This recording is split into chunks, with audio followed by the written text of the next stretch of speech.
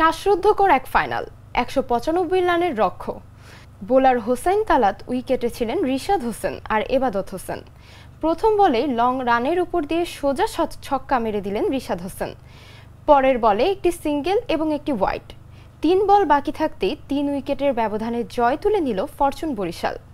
টানা দ্বিতীয়বার চ্যাম্পিয়ন্স হল তামিম ইকবালের দল।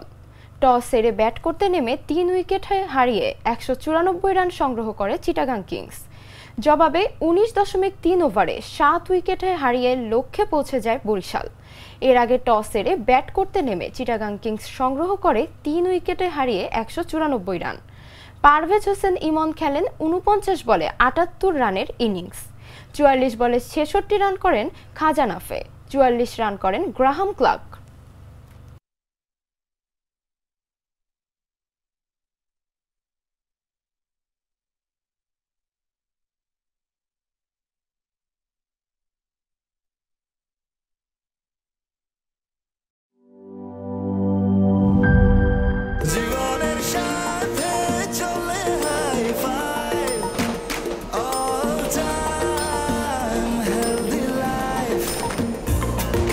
জার্নিতে স্বাস্থ্যকর all time family cake, all time healthy life.